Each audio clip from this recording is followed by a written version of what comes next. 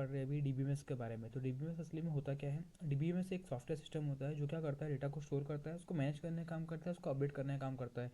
इसमें क्या होता है, डेटा सुरक्षित भी रहता है, जिसको एक्सेस करना काफ़ी आसानी हो जाती है। अगर मेरे को अपने इतने सारे डेटा में से कुछ एक सिस्टम का डेटा निकालना है, कुछ एक पर्टिकुलर डेटा निकालना है, तो मैं एक क्वेरी लिख के वो डेटा आसानी से निकाल सकता हूँ। जबकि फाइल सिस्टम में ऐसा नहीं होता, वो इतना बड़ा डेटा, इतना सारा डेटा वो एक साथ स्टोर नहीं कर सकता, और उसको मैनेज करना भी उसके लिए इतना पॉसिबल नहीं है।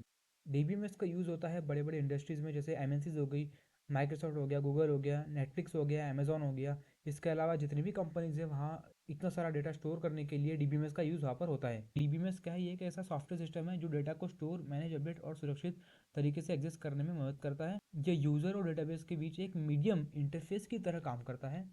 और इसका उदाहरण क्या है? माई ओरेकल, एसक्यूएल सर्वर, मोंगोडीबी। अगर आसान शब्दों में कहें तो डीबीएमएस क्या है? डेटा को सही तरीके से संभालने का सिस्टम।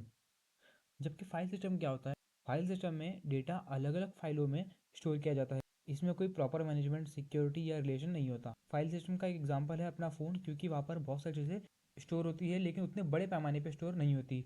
समझ जाओ, किसी के पास वीडियोज़ है, किसी के पास फ़ोटोज़ है, किसी के पास कुछ इमेजेस है, किसी के पास पीडीएफ की फाइल्स है। वो अलग अलग फॉर्मेट में स्टोर है, लेकिन वो इतने सिस्टमेटिक फॉर्मेट में स्टोर नहीं है, और वो डेटा इतना बड़ा नहीं है, या फिर वो डेटा इतना कैपेबल नहीं है, उतना मैनेजेबल नहीं है।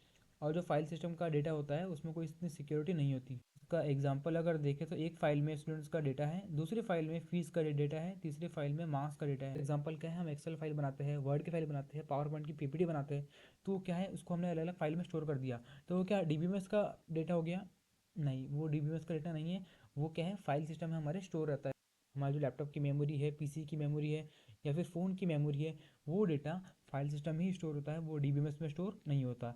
जबकि डीबीएमएस कहाँ यूज़ होता है? बड़े बड़े इंडस्ट्रीज़ में यूज़ होता है, जैसे बैंक्स हो गया, बैंक में यूज़ होता है। और रेलवे में जब हम टिकट विकेट बुक करते हैं और कैंसिल करते हैं, तो हमारा जो डेटा है वो डीबीएमएस में स्टोर होता है। जब हम कैंसिल करते हैं टिकट को, तो डीबीएमएस से हमारा जो डेटा है वो डिलीट हो जाता है। तो डीबीएमएस के यहाँ पर फ़ायदे क्या क्या है? Advantages of DBMS over file system.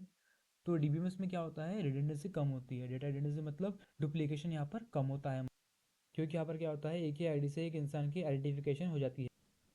तो इसलिए ये जो डेटा है वो काफ़ी रिलायबल हो जाता है, और इस पर काम आसानी से किया जा सकता है। यहाँ पर क्या लिखा है? डीबीएमएस में डेटा एक ही जगह स्टोर होता है, डुप्लीकेशन यहाँ पर नहीं होता। जबकि फाइल सिस्टम में क्या होता है? एक ही डेटा बार बार अलग फाइलों में स्टोर होता है। उदाहरण के लिए अगर देखो तो स्टूडेंट का जो नाम है 5 फाइलों में नहीं, सिर्फ एक टेबल में। दूसरा एडवांटेज यहाँ पर देखें तो ये डेटा कंसिस्टेंसी यहाँ पर बनी रहती है। मतलब क्या होता है यहाँ पर? डीबीएमएस में एक जगह अपडेट अगर मैंने कर दिया तो सारी जगह वो अपडेट हो जाएगा। तो मेरे को हर हर प्रोफाइल में जाके, हर आईडी में जाके, हर फाइल में जाके, या फिर हर चीज़ों में जाके मेरे को अपडेट करने की ज़रूरत नहीं है। जैसे मेरे को एड्रेस अपडेट करना है अपना, तो मैंने एक जगह से अपडेट किया, वो सारी जगह से अपडेट हो जाएगा।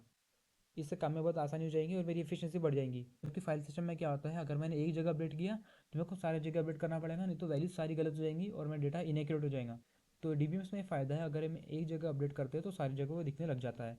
तो यहाँ पर क्या होता है, डेटा कंसिस्टेंसी बनी रहती है हमारी।